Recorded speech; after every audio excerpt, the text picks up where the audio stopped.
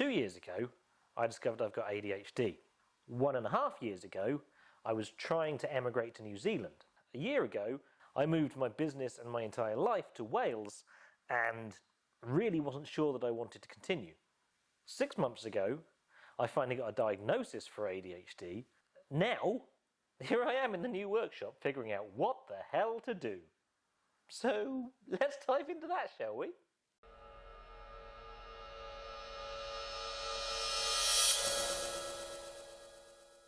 Hello Internet and welcome back. My name's Ryan and this is Ryan Builds Wheels.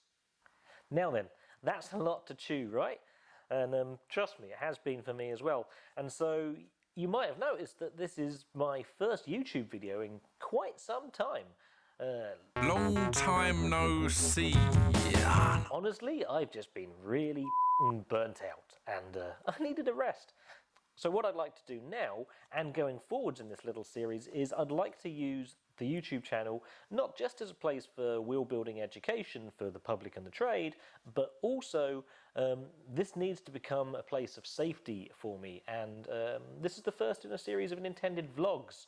Partly so as you can follow along and see what's happening with me, and partly so as I can have some accountability and try creating a kind of community here on YouTube of fellow freaks within the bike industry. More on that later. I said I wasn't sure I was going to continue my business. I've been doing this for 10 years, but if I just show you around the new workshop briefly, I think you'll see that I'm not going anywhere just yet. So let's have a quick look around, shall we? I used to live in Bristol and my workshop used to be there as well. There used to be 5 of us back in the days of the pandemic, and we used to be a workers' co-op. But a lot's changed. I now live in Pontypridd in the South Welsh Valleys, and the workshop, which you'll see behind me, is located in unravelled. We're next to a lovely little stream here, and we've got a nice patch of grass, but there's also a great big flyover right there, so I apologise for any background noise that you hear. The workshop, we're a year into it now. It's a 3-year lease, and let's go in. Whoop. It's dark in this bit. Okay, back into the light. So what do we got? So when I moved in here, this place was a bare shell. It was an empty light industrial unit, and a hell of a lot of work needed to happen.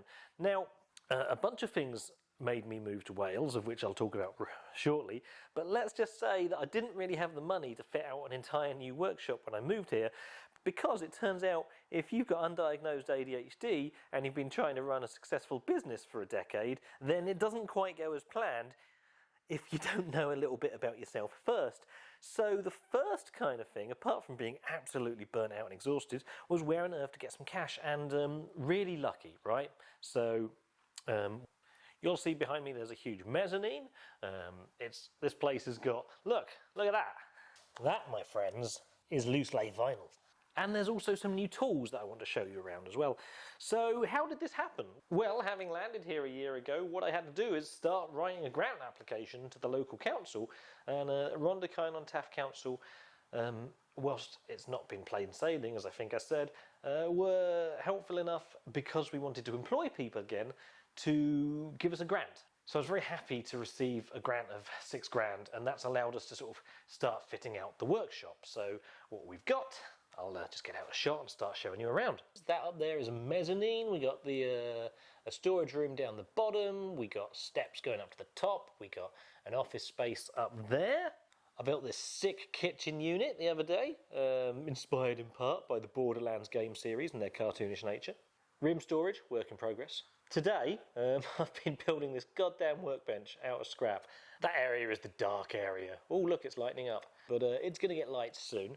You'll see more crap, useful for fixing vehicles. Bunch of building material, which really needs to go soon. Fuck ton of cardboard boxes, more in another unit. That's my desk, very messy. And we got a mate who's moving in.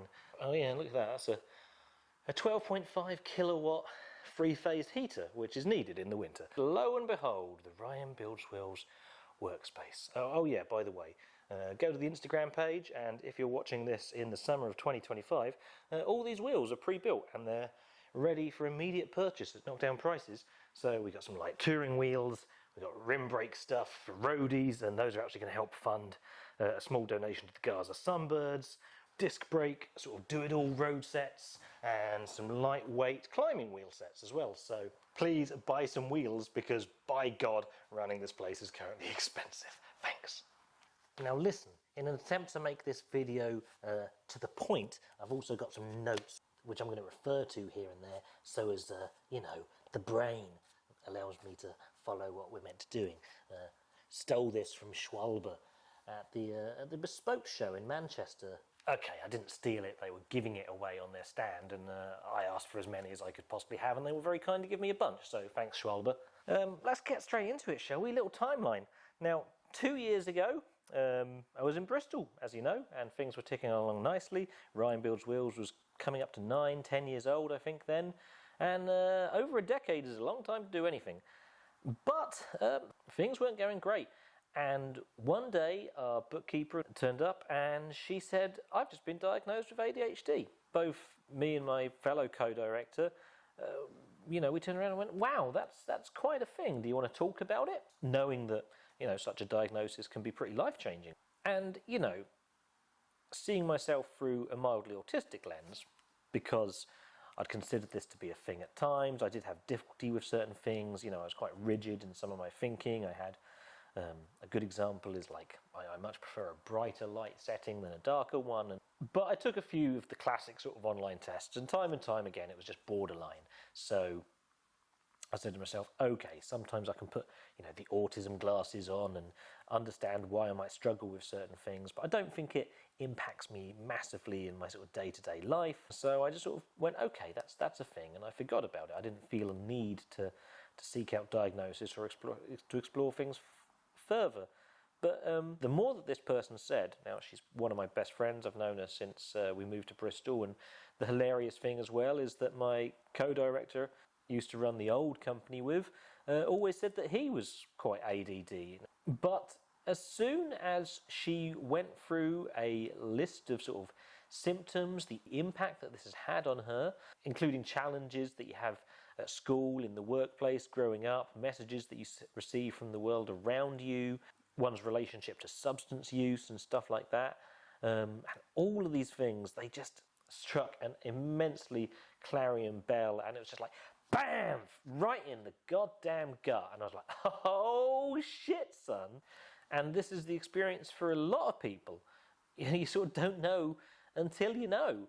It was so obvious to me, and all of a sudden all of these emotions came flooding back. I looked back through my entire life's experience from a young age and a bunch of the challenges that I faced over time, and it was the impact of it just couldn't be understated. It was huge. The story I've previously had about myself is that I had struggles with my mental health. I'd actually been previously diagnosed as manic depressive in my life, and that's a story that I sort of lived with me, and I always felt pretty down about the world because of how I see it, and I've always kind of suggested that depression is often a sane response to an insane world or an insane set of circumstances.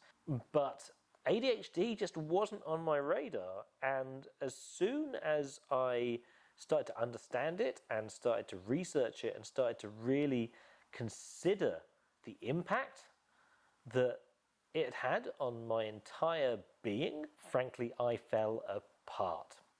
I recognised I just wasn't coping. I completely stopped working. It's what's known as overwhelm. I used to describe it as just flatlining. Like my brain would just, you know, like an ECG chart, boop, and just couldn't. And all these stresses that I recognised had been building up, both in business, or mostly around work and my relationship to the rest of the team, just imploded. I mean, it's happened before, but yeah, I found myself curled up in a fetal position on the floor, unable to move, unable to communicate. One of the team came back and found me like that, and this kind of stuff has happened before, but I finally realised what it was. It's not a pleasant or an easy thing to share with you, but I ceased being able to cope. I've had these experiences before. The story I'd told myself previously is that I'd had, you know, mental or emotional breakdowns in my life, and that can make you feel really shit about yourself, because within society we stigmatise mental health. So what happened? How did I come out of it? Why am I here now as opposed to still curled up on the ground, not able to speak to you? Well, that's a long story, but the first part of it is that I realised that I couldn't continue as I had been continuing. I was not able to rise to the challenge of being a leader and the person pushing a project forwards. A bunch of our lives had changed. My co-director had just unexpectedly had a child and had left a relationship, and it was just very obvious that so many things were changing and nothing would ever be the same again. And so I guess I tried to run away, and the plan there was to move to New Zealand. So as far away as I could possibly get. One of my partners, for those of you who don't know, I'm polyamorous. I've not been monogamous for many a year, so hello to anyone else watching these videos who's part of that community or that way inclined as well. And yeah, we knew this was coming, but one of my partners was going to move to New Zealand, and it all of a sudden happened a lot sooner than any of us expected. I thought I was ready to call the Wramblings Wheels project a day and escape the continuingly fascistic neoliberal hellhole that is the UK. But it wasn't to be. Long story short, a bunch of things changed. A few things fell through, and that's just what happens. I spent a month in New Zealand, really enjoyed it. You can watch my interview with Tristan from Wheelworks New Zealand in the link above. It wasn't to be. I also became further exhausted out there because as soon as I landed, I got COVID. That sucked. Then I gave my partner COVID, and that meant that all of the great walks that we'd intended to be doing together at the time, that was no longer a thing. And by the time that I came back, having visited glowworm caves and Hobbiton, having no longer been infectious, that wouldn't be cool. Lo and behold, I caught the flu, and then I had to travel home for 36 hours with the flu. And outside of anything genuinely traumatic that I've experienced, that was one of the worst experiences in my life. So I landed back in Bristol, and by now it had been agreed that the Bristol workshop was going to be turned over to my old co-director. We were going to split our business two ways and both do things, so you can now continue to use bristolspokeco.co.uk for all your custom cut spoke needs, and you'll be dealing with Pete, who's lovely. Hey Pete. Some of you who have been following for a while will have realised I moved into the garage, which I converted up at our rented accommodation. And whilst I was in that garage, that was quite nice because I had complete freedom. I left the directorship of the original limited company. I started operating as a sole trader again. It meant I was no longer VAT registered for a short period, and I wasn't paying any rent either for my work premises. And it meant that I could put the brakes on things for a little while whilst I really sort of considered what on earth it was I needed from life, specifically from work. You know, Ryan builds wheels, the beast that I've created. Now, I'd been Bristol-based for 17 years, pretty much my entire adult life. I turned 40 this year, and all of a sudden I just recognised it wasn't serving me anymore. I was paying exorbitant rents. There was no way I'd be able to save up to buy a house. It was noisy and expensive, and I just wasn't using the city. I existed within the small little enclave within 5 to 10 minutes walk of the workshop. It was no longer my place. And I also realised that for that time being, I couldn't work with other people. I just needed to be on my own to heal and find out what it was I really needed. And then I lucked out. An old customer got in touch. They also worked within the bike industry, and they're also queer. They wanted a new pair of wheels, and we just got chatting. And I said, "Hey man, what's up with you these days?" And the reply came back, "Well, I live in Pontypridd with my partner in the Welsh Valleys." And I says, "Oh, the Welsh Valleys, eh? Gosh, I've always loved that area. Always very friendly, real nice." So we came and visited and had a little look around and decided that, yeah, it was time to move on. So we moved to Wales. And so this is where you'll find me now, in a workshop that is very nearly done after nearly a year of trying to figure out exactly what I want to do, and things are finally beginning to look up, which is why I'm here on your computer screen, so as we can get to know each other again. And what has the past year entailed? Well, it's entailed a hell of a lot. 6 months ago, having sat on the waiting lists for a long old time, I finally got a diagnosis for ADHD. It's confirmed, and now I'm on the waiting list to see if I can't access some medication. I hope that's going to help an awful lot. Here in the workshop, as I said, it's a 3-year lease, and I had to sign a personal guarantee for that. I'm not going to lie, my hopes were that I'd be able to have just the new limited business that's been created to act as a vessel for this new project. But no, I had to be legally responsible as an individual. And once we got the grant from the local council, that was kind of like the watershed moment to tell me yes or no, go ahead, or maybe start wrapping things up. I don't know what I'd do otherwise if I wasn't a professional wheel builder, and with the arrival of the grant money, then things were put in action. We became the official distributor of Velocity USA last year. I then decided to take out a £25,000 business loan, and guess what?